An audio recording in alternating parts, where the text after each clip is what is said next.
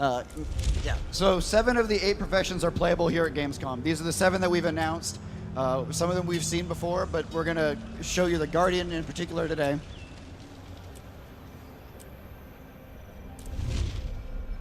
And my colleague Ben Kirsch is backstage driving this, and he's going to show you at least some of the customization options you'll have in the Asura. For a more complete look at this, get your hands on the demo, or come back for our low-level experience demo that we do up here on stage, where we show you kind of the full, complete package of what the humans got. Right now, we have very limited for the Asura, but pretty much every day we're adding brand new things for these guys. So expect a full, tons more options for all the professions, all the races, everything.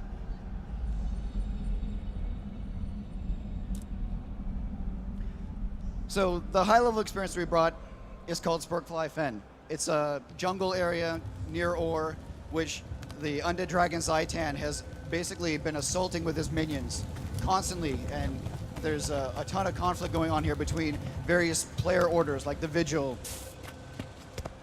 And so the Asura are kind of our more playful, charismatic race. They've got a lot of attitude in their animations. They're the sly ones. But also remember, these are kind of our really smart, our smart race, the smartest kids in the class, and they know it, and they're going to make sure you know it too. So Ben's showing us a little bit of combat here. And with the Guardian, we have a unique mechanic called Virtues. There are 3 things that make three special powers that the Guardian has that kind of make him unique. The first is the Virtue of Justice. Every 5 attacks that Ben is doing, the 5th one will cause burning to his target. The second one is the Virtue of Resolve, which gives him a little bit more health regeneration than some of the other classes. And the third one is the Virtue of Courage. This basically means that once every 30 seconds, he's just going to automatically ignore an incoming attack. But the Guardian isn't selfish. Ben can actually sacrifice these virtues and give buffs so that he will no longer have it, but give it to all allies around him. So if he sacrifices the Virtue of Justice, he will lose the ability to gain that burning attack, but all allies around him will be able to cause burning on their next strike. And likewise with Resolve, all allies will get some health regeneration back, and he'll lose that as well. And finally, the Virtue of Courage will cause all next incoming attacks to be blocked by all allies. The final unique thing is the symbols. So when Ben is attacking, and you'll see kind of those glyphs that are drawn on the ground, these things serve dual purpose. The first is that enemies inside these glyphs, or these symbols, are going to take damage, and allies are going to actually get healed and defensive bonuses.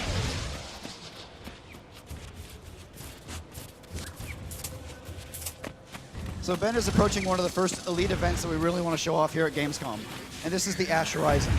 This is a giant corrupted ship that Zaitan is corrupted, and it's spawning undead minions that are constantly sieging the Vigil on the beach. The Vigil have engineers who have built catapults and cannons for players in order to wield and use to stop the onslaught and to sink the ship. And like how we mentioned last year, that any character can res any NPC or player that gets downed.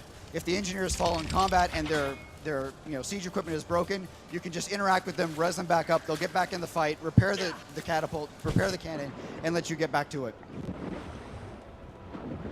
Here Ben is showing us the underwater combat. So the first thing you'll notice is that there's no breath meter, there's no oxygen meter.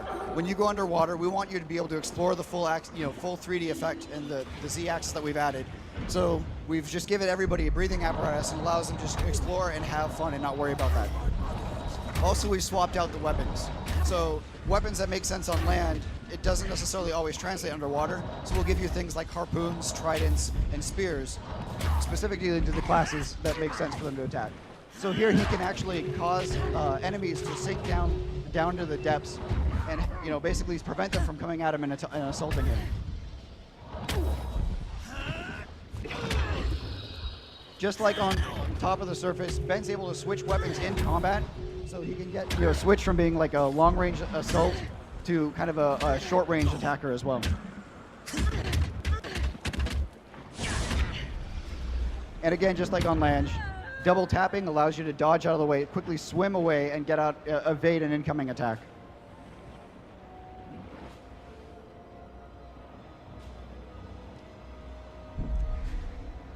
So the final thing we're going to show you today is, you know, a Gamescom demo wouldn't be a Gamescom demo without a massive dragon for us to fight. Last year we brought the Shatter. This year we brought Tequatl.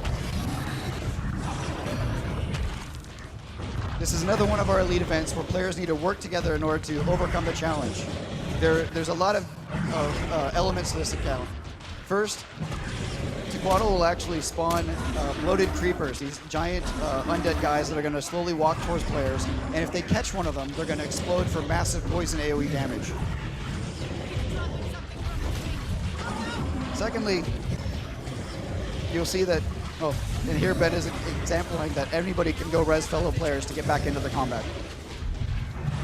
Another mechanic is that he'll actually summon these giant bone walls that will protect him and give him a shield, so it'll protect him from ranged attacks as well as some of the siege equipment that the Asura and the Hylic, our frog-like race, have set up along the shore to attack him.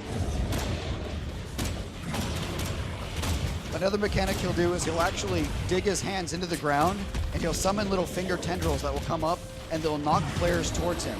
So getting him closer into his range of attack so that he can actually, do massive damage to him with either poison attacks or getting the creepers involved in it.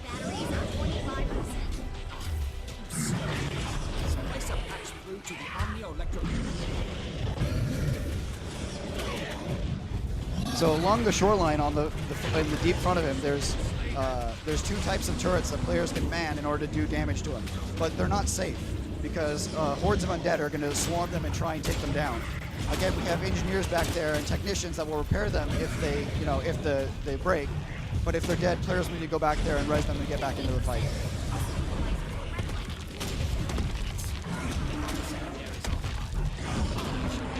So this is definitely one of our larger encounters where you need like 30, 40 people to really kind of take this guy down efficiently. But it also scales, so if you don't have that many people, it's still possible to take him down. It just might take a little bit longer.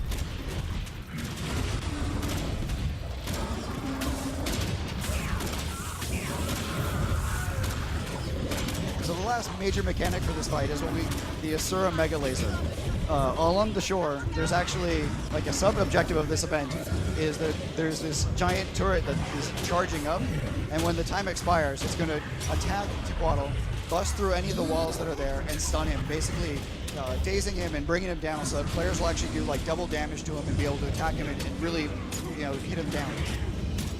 The problem though is it's only going to stun for a short while, so players need to get as much damage as they can, but then get out as fast as they can or they're going to take massive damage from him.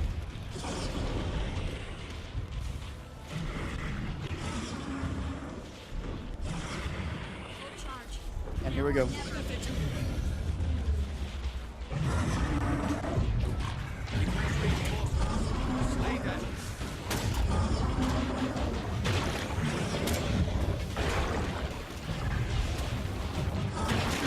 It doesn't look like we're going to have enough time to kill him right now, but I can't stress enough, get your hands on the demo, go ahead and play it. Take this guy down. There's tons of staff back at ArenaNet who are staying up late to play with you guys here. We also have PvP at the ESL booth back in the corner where you can actually try out our PvP for the first time. 5v5 hot joinable. You can just step up and get in there right now. Thanks, guys.